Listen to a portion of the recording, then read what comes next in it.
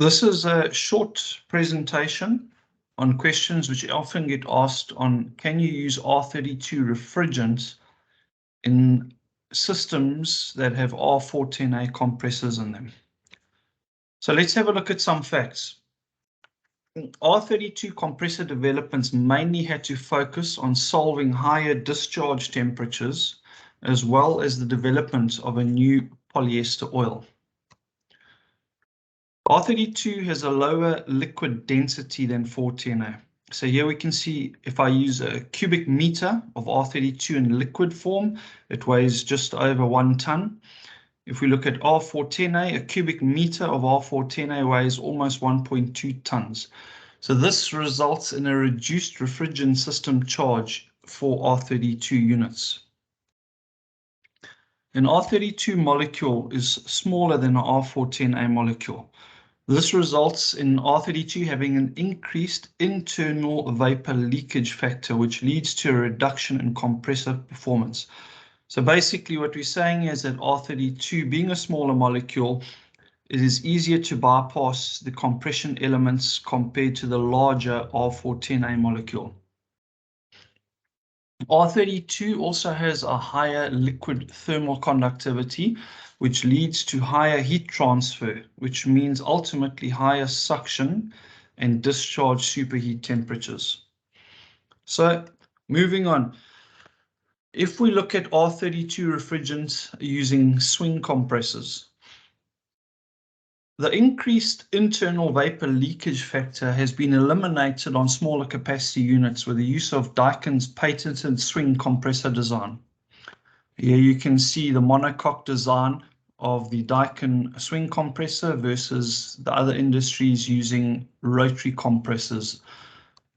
With R32 molecule being much smaller than R410A, this already increases the risk of a bypass factor on this compression element.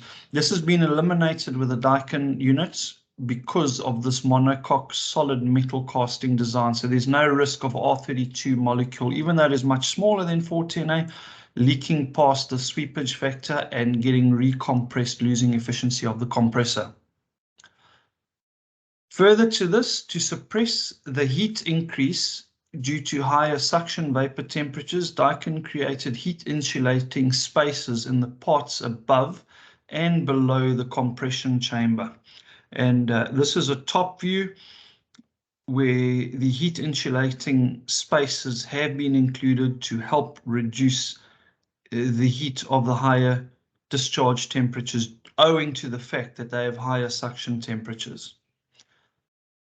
Right, if we look now at R32, using it in scroll compressors, as already mentioned, R32 compressors have higher compression discharge temperatures compared to 410As. This is due to the higher suction superheat experienced on R32. One solution was to shorten the distance between the compressor suction line and the scroll set inlets, which ultimately results in a discharge superheat reduction. So mechanically and geometrically, the internal dynamics have changed. They've shortened the suction line to the scroll inlet versus 410A compressors. The scroll set, when we talk scroll set, we're talking fixed scroll and the orbiting scroll, collectively called the scroll set, has also been designed on R32 to have a higher built-in volume ratio in order to reduce compression heat. So volume ratio is basically the ratio of the actual volume inside the compressor when the suction valve closes versus the actual volume inside the compressor just as the discharge valve opens. So by having a higher built-in volume ratio, this means more vapor volume being available, so less heating. This results in around a 25 Kelvin discharge line temperature reduction. Due to the lower mass flow rate when using R32 and higher operating temperatures, the oil is also more readily sucked up by the scroll set and ultimately reduces the availability for sealing and lubrication. Just quickly, we have a lower mass flow rate because it has a lower refrigerant density. So less, depending on your swept volume, the amount of mass moved in 1 minute is less than you would move in an R410a system. So basically, oil used in R410a compressors is also not suitable for R32 applications due to miscibility issues. Miscibility is pretty much how well the oil retains itself in suspension within the vapor. Ultimately, a decision was made, therefore, to add more oil in R32 compressors. This extra oil results further in around an 8 Kelvin discharge temperature reduction, as well as around a 5% performance gain. So oil is also a good conductor of heat, so it helps cool the compression process. The performance gain is because there is more oil, so there's less bypass compression because the oil acts as a good seal.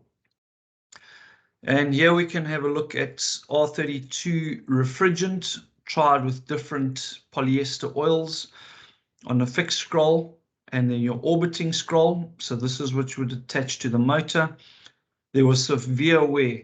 We're using POE polyester oil grade A or molecular structure A. It was then used molecular structure B. There was no overheating on this, but there was better results, less wear. And eventually a polyester oil was developed with very little wear and very little overheating. And this molecular design was selected as the ultimate oil to be used in R32 refrigerants versus 410 oil. And here we can pretty much see the inlet, the internal temperature. Internal temperature normally happens right around your main compressions at the core of your orbiting scrolls. For 410A, we can see it here at about 132 degrees.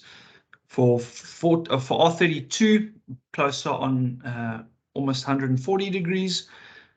But interestingly, the discharge pipe temperatures left were also around 120 degrees just by using the oil. So there we can see it's not a matter of just using drop-ins. There's multiple factors, primarily the heat, but there had to be oil changes to cope with the added temperatures. And as you see also on the scroll swing compressors, the monocoque designs, and a number of changes have had to be made. So it's not a matter of just dropping in using R32 and existing R410a compressors. The R410a compressors will cease. So hopefully this is a short presentation, but it's hopefully just opened up an explanation, not at very detailed level, just to ensure yourselves having a better understanding to answer this commonly asked question. Thank you.